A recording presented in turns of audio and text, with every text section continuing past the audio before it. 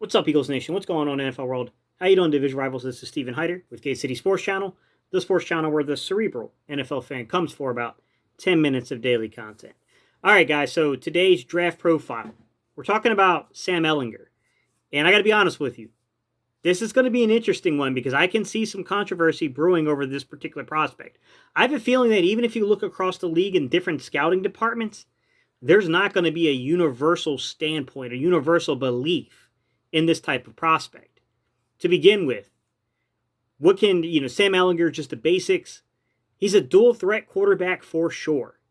Absolutely. It adds into some of the intrigue of his game and some of the criticism of his game all in the same kind of breath here, but definitely put on some interesting games for you to break down film on, guys.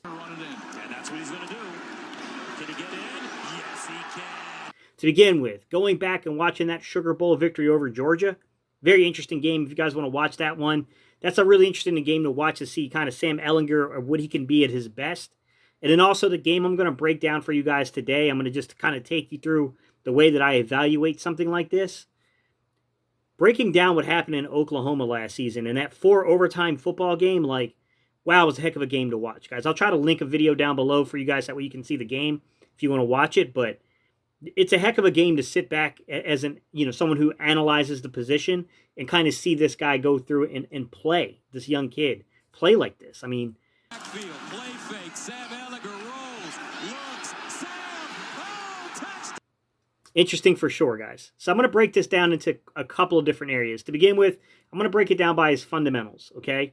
I'm going to show you some things where I'm trying to judge the fundamentals of the young man. I'm going to show you his arm strength, that kind of stuff. Then I'm going to break it down by concepts and schemes that I think indicate failure or success in the NFL.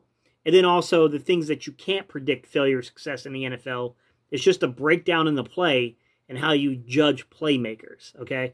So a lot to unpack here, guys. I want to try to get this done in a reasonable amount of time. So let me roll into really the first clip I want to show you guys, which is this was my favorite throw of the entire Oklahoma game. Texas versus Oklahoma game. I thought this showed so much, and let's roll it real quick. Ehlinger, here comes the pressure. Ehlinger finds Robinson out of the backfield. All right, the play I'm showing you here, guys, this comes in the fourth quarter, okay? 5:55 left in the game. You're down 2 scores. This is a 3rd and 3. This is very much a NFL level, show me what you got type of situation here. They come out, which I don't know Texas personnel that well, guys. I don't assume this is 11-man personnel. It's a 2-by-2 stack formation. The defense looks like they're in a cover 2 man under principle here. And what I love about this is if you're the defense, I see this kind of set, I would immediately think oh, they're trying to create free releases here. This is prime territory for switch routes to occur. But in reality, what ends up happening is off the release, they give you kind of a look like it looks like it's going to be a mesh concept, but it's not. They button hook the field side, okay, and then they basically run a real kind of simple whip route on the opposite side that completely confuses that defense. And then as a result of that, they sneak the running back out, and boom, what a nice throw. What a nice play design here, guys. My favorite play of this game, and I'll show you that real fast. Ehlinger, here comes the pressure.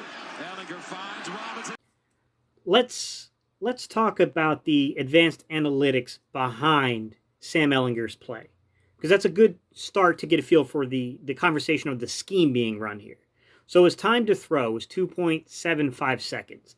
It's definitely more of a vertical offense when you get those kind of numbers, especially in the college game. His total time in pocket was 3.04, once again indicating kind of a vertical element here. But his time to sack was 4.13, meaning he had the second highest time to sack out of all the quarterbacks I measured. So, I mean, that's pretty good. It means that he was given a lot of time, or he at least created time for himself before the sacks occurred. So, when I look at these type of things, I get a feel for the system, but that doesn't really tell me how he's playing when pressure is being brought to him. So then what I have to look at is I have to filter it by pressure rates. And I can see that he had 83 dropbacks on the season with pressure in his face, which ranked top 20 in all of NCAA football, guys. He was 17th, okay? He was rated fairly well. I mean, his rating was fairly high here when he got the ball off. It was 93.4%. Touchdown to interception ratio, 12 touchdowns to 2 interceptions. Honestly, his entire like turnover worthy passes was only a 1.7%, which is fairly good. It's a really good number, and you can see that indicated by what's going on here with the pressure stuff, guys. But you got to keep ticking away at stuff when you do this, right? Completion rate only 42%. That's pretty low. He took 25 sacks out of those 83 dropbacks. When we look at his time to throw, he had a 3.80. That's holding the ball a long time when there's pressure, guys. 2 balls were batted down. He had 8 throwaways on the season. His average depth of target was 15.3 yards. So, I mean, obviously he was taking some shots against pressure. I'm neither saying that's a good or a bad thing, guys. It's circumstantial. Depends on the circumstance, right?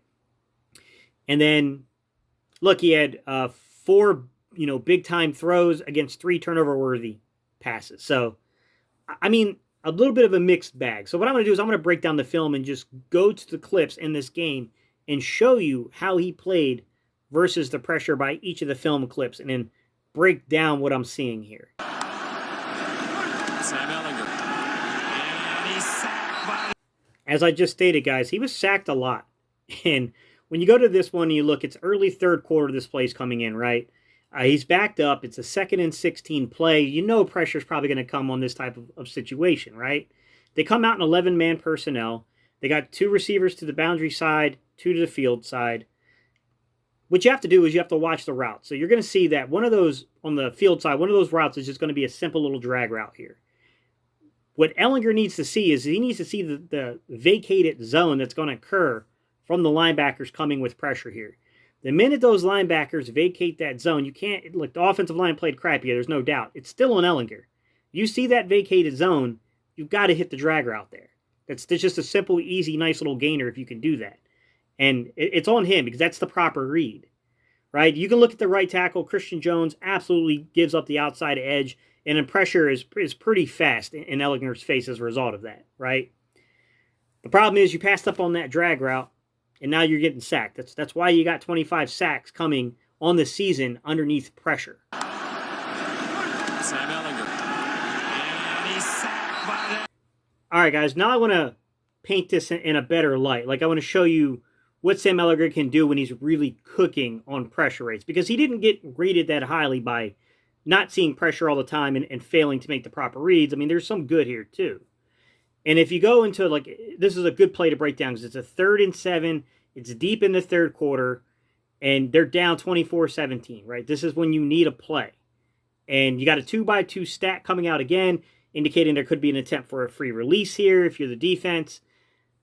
There's a stupid play action on this one, guys. I hate play action on, like, 3rd and 7 or longer just because you're not fooling anybody with it. I have to guess that some of these play actions that are run in these situations have to do with the quarterbacks preferring it to get them into some kind of a rhythm because logically they make no sense. Now, I will say is that the defense is coming hot with the linebackers once again, guys. Once again, you're going to get pressure immediately with the linebackers coming right at your quarterback into the face. So you have to know where that vacated zone area is, okay? Right now, what ends up happening when you look at this is you have a kind of like a hook route that goes a little too far on the inside. So if you look to the bottom of your screen or your right, that hook route goes a little too far inside, which then causes the dig route to not get the proper separation from the hook defender. Okay? The hook defender stays right in the window, right where Sam Ehlinger wants to throw the ball. He sees this pretty quickly. He sees what's going on. Props to Sam Ehlinger because I thought this was a really good decision on his part to check it down to the running back. That's an NFL level play, guys. That's playing the position at an NFL level. That's what you want to see from a guy that you're considering potentially bringing in to develop and be someone that you might be a long-term solution for you. It's not going to be an immediate thing. Different franchises, different goals for this type of player, but certainly there's that element to his game, and this was a good decision, a good opportunity to see it play out. To Ingram in the backfield. Sam Ehlinger with the play fake. Looking, dumps it off. Ingram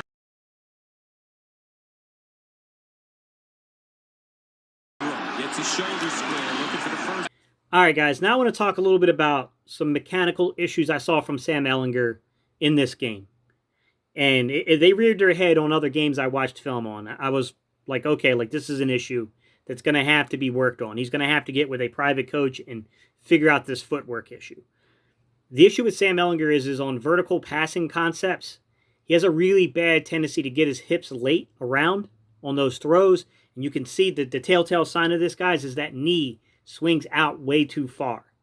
When that happens, guys, it causes a lot of quarterbacks their shoulders to get off. They'll dip the shoulder, and then you got a ball that gets skyrocketed high.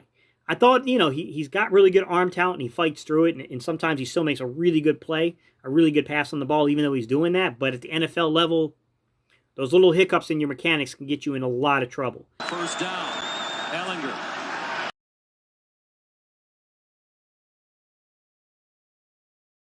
In the pocket, Ehlinger floats one deep and double. And I found it a lot of times on the film with that knee. The biggest telltale sign, guys, is to watch that knee flex outward.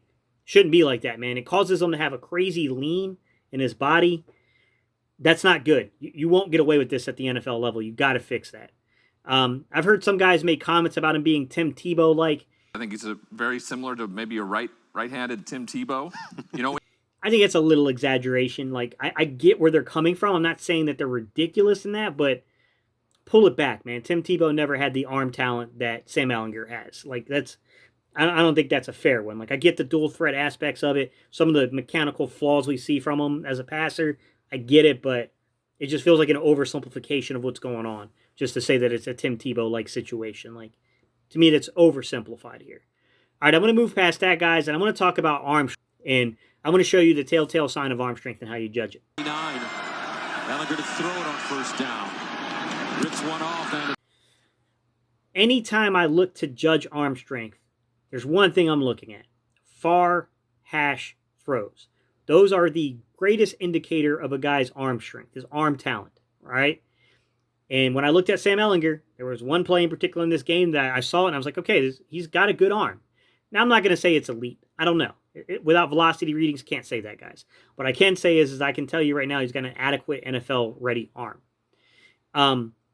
There's one play where you can clearly see he's throwing back towards the field side from, he's throwing far hash here.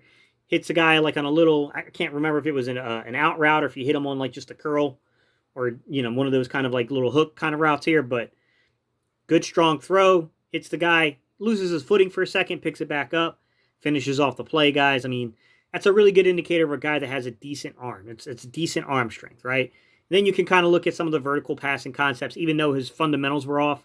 And he was throwing a pretty ball down there. Like, definitely he's got the arm talent to play in the NFL. 9. Ehlinger to throw it on first down. Rips one off, and it's caught. Some final thoughts here on Sam Ehlinger. He needs to be a little better with touch throws. I don't think that he layers his passes very well. Like, it's all one speed with him. He needs to learn how to layer those passes at the NFL level, throw a little more catchable ball, put a little more touch on, especially on some of these vertical passes. Because he missed quite a few wide open throws, to be honest with you, vertically. Ehlinger, deep ball on 3rd and 1. And he's got to be a little better at that. Look, it's hard to predict his value, guys. I have no clue where he's going to fall in this draft. Like, I could see this guy being an early day 2 pick. I can see him being a late day 2 pick, just basically meaning 3rd round. I could also see him being an early day 3 pick. Anywhere between the 2nd and the 4th round, I can see a team falling in love and making the pick. It's just tough, man. I mean, I can't really predict the way other front offices are going to evaluate him. But, yeah, I can see it, man. I could see anywhere between the 2nd to the 4th round, with me being a little more towards the 3rd and the 4th round is where I think his value actually lies. If he goes later than that, I think a team's getting a pretty good value. If he goes early, like in the 2nd round, if he's in the 2nd round area period, to me, I think a team reached for him, to be quite honest. Doesn't mean that he won't be successful. It just means that the draft value's off there. So, that's what I think about him, guys. Don't forget now, as I sign off here, if you want to support the channel, don't forget to like, comment, and subscribe. What I want to know, guys, is I want to know your thoughts here. Give me your opinions down below. What do you think about Sam Ehlinger, right? This is an interesting one. This kid fights, man. This is one thing I will say about him is, like, I really respected his fight. The kid is, like, one of those guys that just does not give up on a play. He keeps trying to make a play, which kind of pushes some of those numbers I was telling you about when we look at sack rates. But, I mean, he's a fighter. I can tell you I saw that on the film from him. I greatly respected his fight there. But there's some things he's got to clean up. Let me know your thoughts, guys. I know some of you guys are really huge on Sam. I know quite a few of you guys have definitely hit me up in the comment sections wanting this breakdown.